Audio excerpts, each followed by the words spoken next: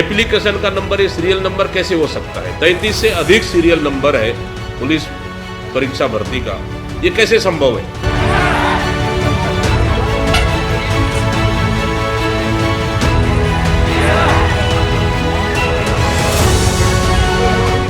सैकड़ों नौजवानों की ये भीड़ जुटी है न्याय के मंदिर यानी अदालत के सामने।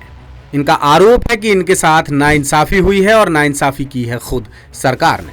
अब मामला सरकार की नाइंसाफी से जुड़ा है, लिहाजा ये नौजवान सीधे पहुंच गए हाई कोर्ट का घेराव करने और न्याय की मांग करने लगे। अब ये कौन सा हाई कोर्ट है, क्या मामला है, इनके साथ क्या नाइंसाफी हुई है, ये सारी चीजें हम आपको इस रिपोर्ट में बताने वाले हैं। इस वीडियो में आप एक शख्स को सरकार पर आरोप लगाते भी सुन रहे हैं। उनका नाम है दीपक बैज, जो छत्तीसगढ़ कांग्रेस के प्रदेश अध्यक्ष हैं। यानी मामला जुड़ा है छत्तीसगढ़ से, जहां बिलासपुर हाईकोर्ट के बाहर सैकड़ों की संख्या में नौजवान पहुंचे और छत्तीसगढ़ में 2023-24 में निकली पुलिस आरक्षक भर्ती परीक्षा में धांधली का आरोप लगाया। भर्ती का रिजल्ट हाल ही में 10 दिसंबर को ही जारी किया गया है और रिजल्ट आते ही भर्ती में गड़बड़ी के आरोप लगने लगे। अब आपको आरोपों की पूरी वजह बताते हैं, पूरा मामला बताते हैं। जरा स्क्रीन पर देखिए। 10 सूत्र के हाथ जिला नारायणपुर की वो मेरिट लिस्ट लगी है जिसमें भर्ती में सिलेक्टेड उम्मीदवारों के रोल नंबर और एप्लीकेशन नंबर दर्ज हैं। अब जरा आप एप्लीकेशन नंबर पर नजर डालिए। आपको सिर्फ एक ही नंबर पर नीचे तक एक ही एप्लीकेशन नंबर दिखाई देगा और वो नंबर है 1000742369। और हैरानी की बात तो यह है कि रोल नंबर अलग हैं, नाम अलग हैं, मगर सभी उम्मीदवारों के एप्लीकेशन नंबर एक जैसे हैं। सवाल यही है कि आखिर ये एप्लीकेशन नंबर एक जैसे कैसे हो गए। इसी को लेकर दावा किया जा रहा है कि भर्ती में बड़े स्तर पर धांधली हुई है और चहेतों को जानबूझकर फायदा पहुंचाया गया है। इसी बात से नाराज होकर छत्तीसगढ़ के नौजवानों ने बिलासपुर हाई कोर्ट का कैंपस घेर लिया और आरोप लगाए कि सिर्फ एक जैसे एप्लीकेशन नंबर होने की बात नहीं है, बात यह भी है कि एक कैटेगरी में कम नंबर पाने वालों का भी सिलेक्शन हुआ है और उसी कैटेगरी में ज्यादा नंबर पाने वालों का सिलेक्शन नहीं हुआ। ऐसे मामले कई जिलों से सामने आए।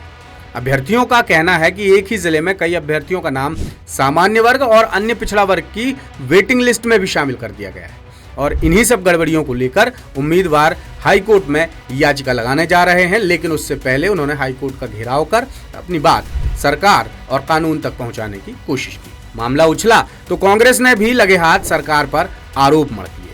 पीसीसी चीफ दीपक बैज ने भर्ती में बड़ा घोटाला करार दे दिया। पूरे प्रदेश में पुलिस के आरक्षक भर्ती का रिजल्ट आया है, तब से प्रदेश के युवाओं में जबरदस्त आक्रोश और गुस्सा है। वो इसलिए क्योंकि इस सरकार ने इस पुलिस भर्ती में भी फिर से बड़ा घोटाला किया है। अपने चहेते, अपने मनपसंद और लेन देन कर आरक्षक भर्ती को फेयर करने के जगह इन्होंने पूरी तरह से धांधली की है। ये मैं नहीं, प्रदेश के युवा कह रहे हैं और प्रदेश कांग्रेस कमेटी भी कह रही है। वो इसलिए क्योंकि जब प्रदेश के हजारों लाखों युवा जब चयन के लिए मापदंड में खरे उतर रहे हैं, लिखित परीक्षा होता है उसका रिजल्ट घोषित कर दिया जाता है, फिजिकल परीक्षा होता है उसका रिजल्ट घोषित नहीं की जाती है, तो चयन किस आधार पर हुआ? आखिर सरकार क्या छुपाना चाह रही है? लिखित परीक्षा रिजल्ट का आ सकता है, लिखित परीक्षा का अंक घोषित किया जा सकता है, तो फिर शारीरिक मापदंड का परीक्षा का अंक क्यों नहीं, क्यों छुपाया जा रहा है? दोनों अंकों को मिलाकर आखिर शासन और प्रशासन ने एक मेरिट लिस्ट जारी क्यों नहीं किया? अगर मेरिट लिस्ट जारी करता, मैं समझता हूं कि हम इस परीक्षा को फेयर मानते और युवाओं में भी आक्रोश नहीं रहता। दीपक बैज ने भी मेरिट लिस्ट हाथ में लेकर दिखाया और कहा कि भला दर्जनों उम्मीदवारों के एप्लीकेशन नंबर एक कैसे हो सकते हैं? अब ये घोटाला नहीं तो और क्या है? ये सीरियल नंबर, एप्लीकेशन का नंबर, ये सीरियल नंबर कैसे हो सकता है बताइए?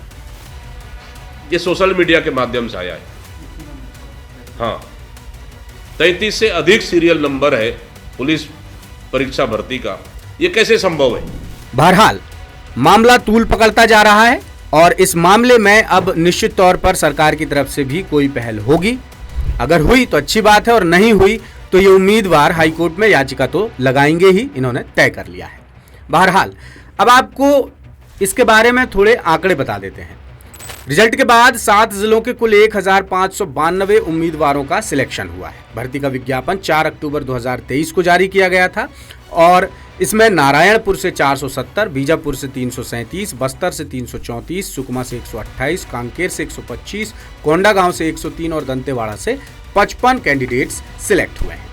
लेकिन अब ये रिजल्ट गंभीर विवादों में है और इस विवाद के बाद एक बार फिर छत्तीसगढ़ में हुए पुराने भर्ती घोटाले भी याद आने लगे हैं। अब देखना बस यही होगा कि इस मामले में सरकार क्या रुख अपनाती है और अदालत में ये मामला जाने के बाद क्या कुछ होता है।